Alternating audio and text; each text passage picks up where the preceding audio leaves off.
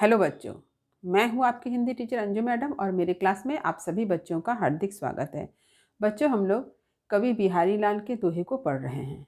कवि बिहारी लाल हिंदी साहित्य के रीतिकाल के एक प्रमुख कवि हैं। इनकी प्रसिद्धि का कारण इनका प्रमुख ग्रंथ सतसई है, जिसके बारे में कहा जाता है कि सतसैया के दोहरे ज्यों नाविक के तीर, देखन में छोटन लगे घाव करे गंभीर। यानी इनके दोहे जो हैं तीर के समान काफ़ी तीखे हैं। कवि बिहारी का दोहा जो है, जो 4 चरण का है और 2 पंक्ति में होती है, इसके जो अर्थ होते हैं, इसमें इसका जो अर्थ गांभीर्य है, ये इतना अधिक प्रभावपूर्ण है कि पाठक इससे अभिभूत हुए बिना नहीं रह सकता। इसके साथ ही साथ कम शब्दों में अधिक अर्थ का कथन होने के कारण इनके दोहे को गागर में सागर कहा जाता है। चलिए, आज मैं ऐसे ही एक दोहा को पढ़कर सुना रही हूँ। इसके बाद मैं इसकी व्याख्या प्रस्तुत करूँगी। चलिए। इन दुखियाँ अखियान को सुख सिर ज्योई नाही, देखत बनय न देखत अन देखे अकुलाही। अब चलिए कठिन शब्द के अर्थ को मैं बता दूं। कठिन शब्दों के अर्थ देखिए। दुखिया यानी दुखी, सिर ज्योई माने सृष्टि या बनाना, नाही मतलब नहीं, देखत माने देखते समय, फिर एक देखत है जिसका अर्थ होगा देखना, अन देखे माने बिना देखे, अकुलाही यानी व्याकुल या बेचैन। तो अब चलिए मैं पंक्ति की व्याख्या करती हूँ। इस दोहे को पढ़ने से पहले प्रसंग समझ लें। कवि बिहारी लाल ने इस दोहे में नायिका के मन की व्यथा को व्यक्त किया है कि उसके प्रियतम अगर उसके समीप भी होते हैं तो उन्हें देख नहीं पाती है, उनके दर्शन नहीं कर पाती है। तो क्यों नहीं कर पाती है, तो चलिए इसके अर्थ समझते हैं। अर्थ समझाने से पहले मैं आप लोगों को बताना चाहती हूँ कि कवि बिहारी ने जो सतसई ग्रंथ लिखा है, इसके दोहे भक्ति, श्रृंगार और नीति संबंधी दोहे हैं। तो इस क्रम में आज का यह दोहा जो है ये श्रृंगार संबंधी है, क्योंकि यहाँ पर व्यथा को व्यक्त किया गया है, दुख को व्यक्त किया है, क्योंकि ये प्रेम से संबंधित है, इसलिए ये श्रृंगार परक दोहा है। यानी श्रृंगार एक दोहे के श्रेणी में इसको रखा जा सकता है। तो अब चलिए देखते हैं। इन दुखिया आँखियान को कवि बिहारी कहते हैं कि आंखें क्या है, दुखिया है, यानी दुखी है। तो किसकी आंखें दुखी है? कोई एक नायिका है, एक नायिका है जिसकी आंखें बहुत दुखी है। क्यों दुखी है और वो क्या सोचती है? सुख सिर ज्योई नाही, और वो समझती है कि उसकी आंखों की जो रचना हुई है, सृष्टि हुई है, वो सुख के लिए नहीं हुई है। यानी नायिका यह सोच रही है कि उसकी आँखों की जो रचना की गई है, उसकी आँखों को जो बनाया गया है, वो सुख के लिए नहीं बनाया गया है। वह कभी सुख को प्राप्त ही नहीं करती है, इसलिए उसकी आँखें कैसी हमेशा दुखी रहती है। तो क्यों दुखी है? क्यों उसकी आँखें जो है सुख का उपभोग नहीं कर पाती है? तो क्या कारण है देखिए।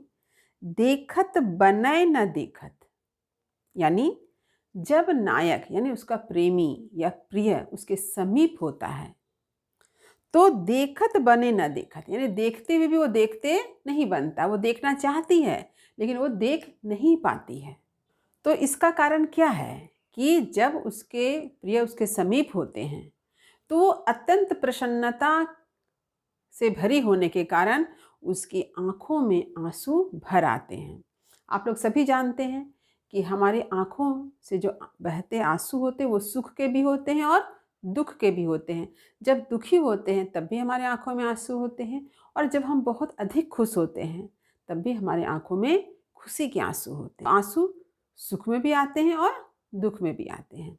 तो यहाँ पर ये अर्थ हुआ कि नायिका जो है प्रियतम को देखकर उसका सामीप्य को पाकर इतनी प्रसन्न हो जाती है कि उसके आंखों से आंसू बहते हैं, और आंसू होने के कारण वो अपने प्रिय को देख नहीं पाती है। एक अर्थ और भी हम लोग कह सकते हैं, जैसे प्रिय जब नायिका के समीप है तो नायिका के आंखों में क्या होता है, लज्जा का भाव होने के कारण वो अपने प्रिय को नहीं देख पाती है। ऐसा भी अर्थ का कथन बहुत जगह किया गया है। अन देखे अकुलाही, तो जब प्रिय समीप है तब तो आंखों में अश्रु भरे होने के कारण, आंखों में लाज भरे होने के कारण वो प्रिय को नहीं देख पाती है।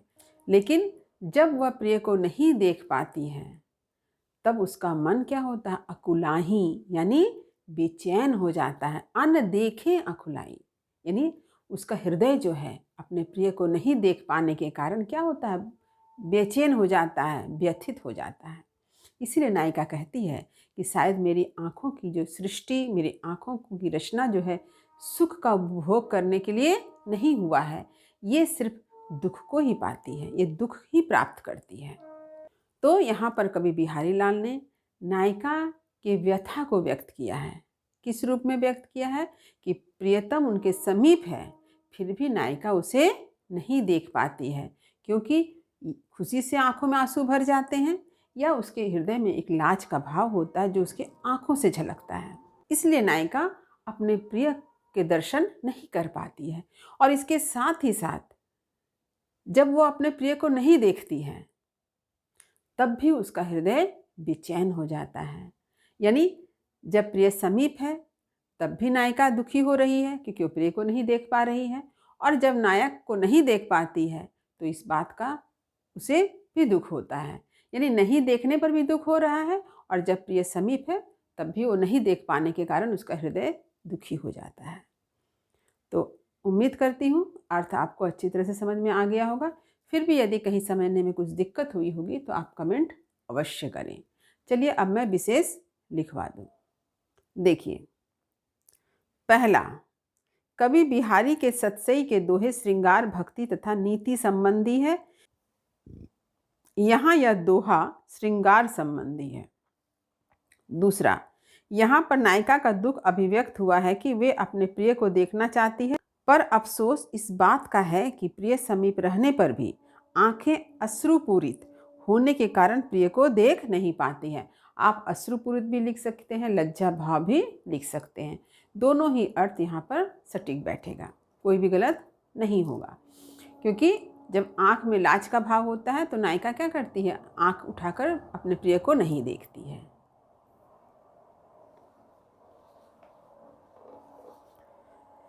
तीसरा देखिए, यह एक दोहा छंद है। इसके 4 चरण में से प्रथम व तृतीय चरण में 13-13 मात्रा व द्वितीय व चतुर्थ चरण में 11-11 मात्रा होती है।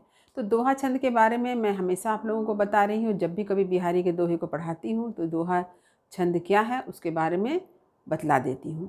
आप लोगों को लगता होगा ये बात मैं बार बार क्यों कह रही हूँ, क्योंकि ये आपको जानना चाहिए। और जो बच्चे मेरे वीडियो को पहली बार देखेंगे उसके लिए तो ये जानना बहुत ज़रूरी है। इसलिए मैं और ये विशेषता आपको हर बार लिखना है। किंतु आप जब भी किसी दोहे का विशेष लिखेंगे तो इस विशेषता का उल्लेख जरूर कीजिएगा। चौथा देखिए, अनदेखे अकुलाही में अवर्ण की आवृत्ति से यहाँ अनुप्रास अलंकार का सुंदर प्रयोग है। पांचवा, इस दोहा की काव्य भाषा ब्रज है जो माधुरी गुण संपन्न है।